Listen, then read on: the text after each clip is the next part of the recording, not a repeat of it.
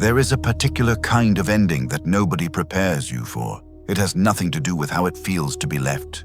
It has to do with what happens when you become the one who leaves. Quietly, completely, without the speech, without the ultimatum, without circling back 3 weeks later to see if anything changed. Most people imagine walking away as self-protection and nothing more. You remove yourself from something that was hurting you. End of story as far as you're concerned. But there's a second half to that story. Almost nobody talks about it honestly. Because talking about it means admitting something uncomfortable about how people actually value each other. Not how we say we do, but how the nervous system works underneath all the language of love and loyalty and friendship.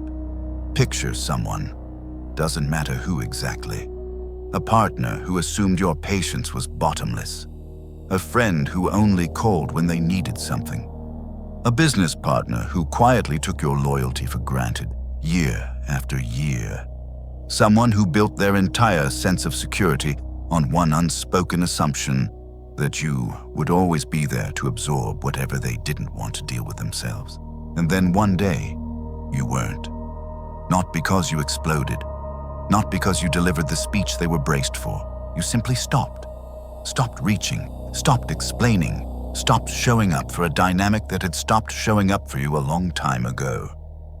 Epictetus spent his entire philosophy on a single distinction. Some things are within your control, and some things are not.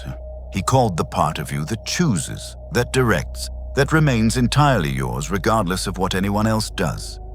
Prohairesis. Their reaction to your absence was never yours to control.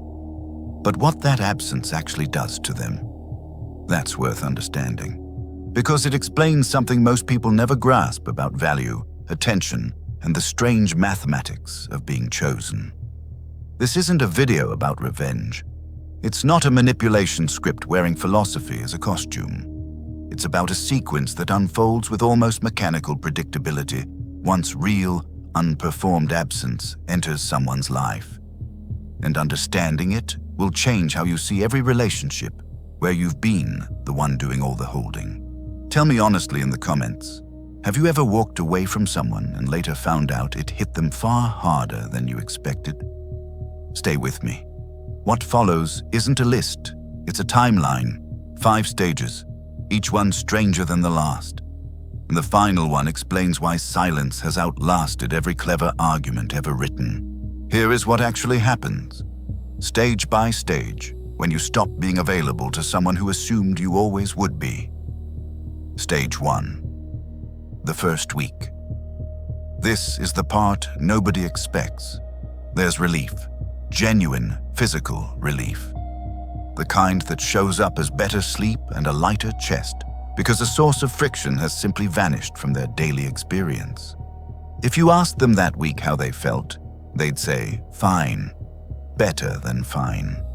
They might even tell people you were the problem all along, and they'd mean it completely.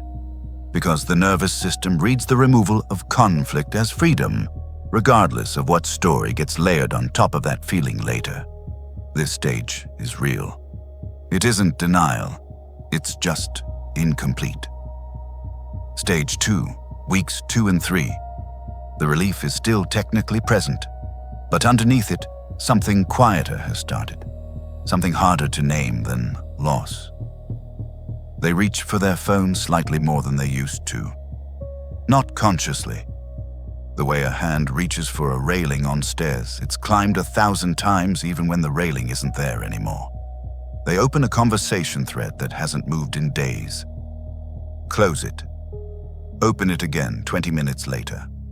Call it the confirmation reflex. The need to check. Not because they expect anything different, but because the absence of evidence has become its own particular kind of unbearable.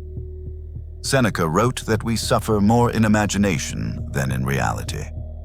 This is exactly where that suffering starts compounding. The silence on the other end isn't generating new pain. It's simply refusing to confirm the comfortable story they told themselves about why you left. Stage 3. Around week 5. This is where the story starts to crack. Every relationship runs on a kind of internal accounting. Proof that you matter, that your presence registers, that someone is still organizing part of their life around yours, even after everything fell apart. As long as that proof keeps arriving, even faintly, the comfortable story holds. But weeks of complete, undramatic, ordinary silence do something very specific to that accounting. They stop the deposits entirely.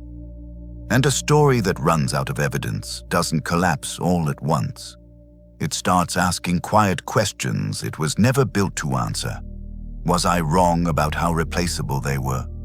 Was I wrong about how much of this was actually mine to take for granted? The accounting always catches up. It just takes longer than the spending did. Stage 4, month 2. By now, there's usually an attempt to replace what's missing.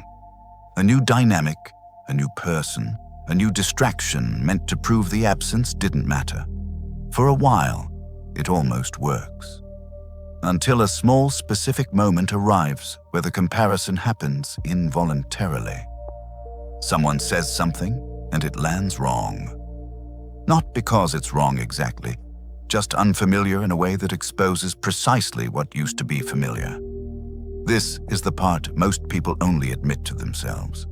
The new thing isn't filling the actual shape of what was lost.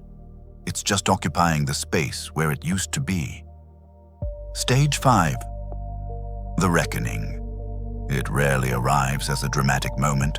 It arrives on an ordinary evening, doing something completely unrelated, when the full weight of what was actually built, and actually given away, becomes impossible to keep avoiding. This is when the message usually comes. Casual on the surface. Hey, random, but I was just thinking about you. Hope things are good. Sent not from longing exactly, but from a need for one piece of confirming evidence that you're still affected, still organized around them, still carrying some version of what they assumed you'd carry forever.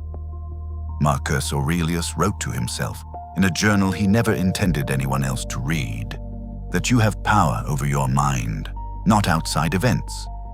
And realizing this is where strength actually begins. The version of you who has genuinely walked away, who built something real in the silence instead of performing detachment while secretly waiting for that exact message, reads it differently than the old version would have. Not coldly, just clearly. And the response, if it comes from genuine fullness, not engineered indifference, sounds something like, "Hey, good to hear from you. Things have been really good, actually." 4 sentences. Warm, completely unburdened. That response communicates something no angry message ever could. Life continued. Fully. Without them in the frame. If any part of this timeline matches something you actually lived through, I'm not asking you to subscribe because I want the number to go up. I'm asking because what comes next is the part that actually matters. How to walk away for real, not as a performance engineered to produce exactly the sequence we just walked through. Everything in that timeline depends on one condition. The walking away has to be real, not strategic, not a performance engineered to produce someone else's regret. The moment it becomes a tactic, the entire mechanism collapses.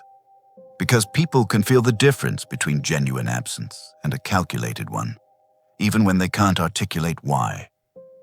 First, the walking away has to be for you, never for them. If your silence is secretly built around the hope that they'll notice, you haven't walked away. You've just changed your position inside the same dynamic. Still waiting. Just quieter about it. Real distance comes from one honest decision. This no longer serves who I'm becoming, regardless of what it produces in anyone else. Second, use the silence to build something, not to wait. The version of you who reaches stage 5 with genuine peace isn't the version who spent 2 months refreshing a phone.